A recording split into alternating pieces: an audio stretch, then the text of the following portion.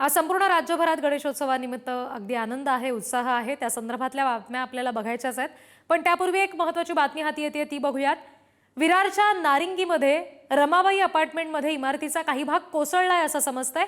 इमारतीच्या 4थ्या मजल्यापासूनचा भाग कोसळलेला आहे। दोघांचा याच्यामध्ये मृत्यू झाल्याची माहिती आहे। इमारतीमध्ये 30 ते 35 कुटुंब राहत होती। अनेक जण अजूनही ढिगाऱ्याखाली अडकले असल्याची भीती आहे आणि त्यामुळे त्या दृष्टीने सध्या रेस्क्यू केलं जात आहे। आपण ही दृश्य घटनास्थळावरची पाहतोय। विरारमध्ये एका इमारतीमध्ये साधारण 30 ते 35 कुटुंब राहत होते आणि त्याचा 4थ्या मजल्यापासूनचा भाग कोसळलाय। दुर्दैवाने याच्यामध्ये दोघांचा मृत्यू झालाय। रमाबाई अपार्टमेंटमध्ये इमारतीचा हा भाग कोसळलेला आहे। या बिल्डिंगला रेस्क्यू करण्यासाठी जेसीबी किंवा आणखीन एनडीआरएफ ची गाडी, फायर ब्रिगेडची गाडी जाण्यासाठी सुद्धा जागा नाहीये। सगळी मदत ही मॅन्युअली आपण करतोय। एनडीआरएफ ची टीम सुद्धा इथे आलेली आहे। महानगरपालिकेची पूर्ण यंत्रणा, पोलीस यंत्रणा सगळेजण कामाला लागलेले आहे। आपण आता या क्षणी हीच प्रार्थना करूया की जे जीव तिथे अडकलेले आहेत त्यांना लवकरात लवकर त्यांना तिथनं रेस्क्यू करण्यात आपल्या सगळ्यांना यश येईल आणि त्यांचे जीव वाचवण्यामध्ये आपल्याला यश येईल। इथे पायी जाणंही अशक्य आहे।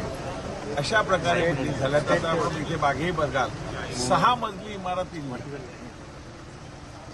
आणि बाजूने आधी चालू आहे। त्यामुळे ह्याला कुठेतरी पायबंद घातला पाहिजे। आम्ही आग्रह प्रशासनाकडे करतो, महाराष्ट्र सरकारकडे करतो आणि अशा प्रकारच्या बिल्डिंग रिडेव्हलपमेंट कशा करता येतील, क्लस्टर घोषित करून किंवा अन्य मार्गाने कशा करता येतील ह्यासाठी आम्ही निश्चितपणे सरकार दरबारी प्रयत्न करू। प्रतिनिधी विपुल पाटील आपल्याशी जोडले गेले, त्यांच्याकडून अधिक तपशील घेऊया। विपुल, आता सध्या घटनास्थळावर काय परिस्थिती आहे? आणखी किती जण अडकल्याची भीती तिथे व्यक्त होतीये? रिद्धी नक्कीच या घटनेमध्ये आतापर्यंत 20 ते 25 जे नागरिक आहेत त्या मलब्याखाली दबल्याचं माहिती समोर येते। आपण जर आता पाहिलं तर या ठिकाणी एनडीआरएफच्या मदतीने या ठिकाणी शोध मोहीम सुरू आहे। मात्र या ठिकाणी या शोध मोहीम करताना अनेक अडचणी निर्माण होतात।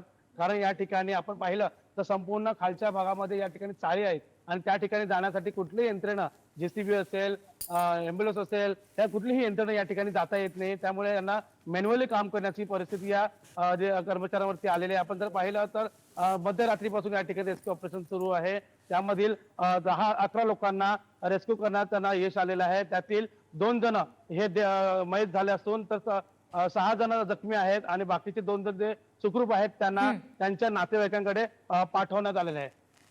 जी विपुल, धन्यवाद या सगळ्या तपशिलांसाठी। दृश्य घटनास्थळावरची आपण बघतोय। रमाबाई अपार्टमेंट या ठिकाणी इमारतीचा एक भाग कोसळलेला आहे आणि त्या ठिकाणी दोघांचा दुर्दैवाने मृत्यू देखील झालाय। आणखी काही जण ढिगाऱ्याखाली अडकले असल्याची भीती आहे। त्यामुळे त्या दृष्टीने सध्या तिथे रेस्क्यू ऑपरेशन राबवलं जाते। या इमारतीमध्ये साधारण 30 ते 35 कुटुंब राहत होती।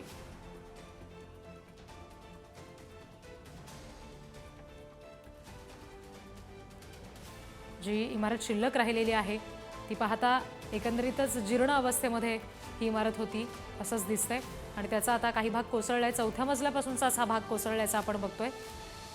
आतापर्यंत काहींना रेस्क्यू केलेला आहे, मात्र अजूनही काही जण तिथे अडकले असल्याची भीती आहे।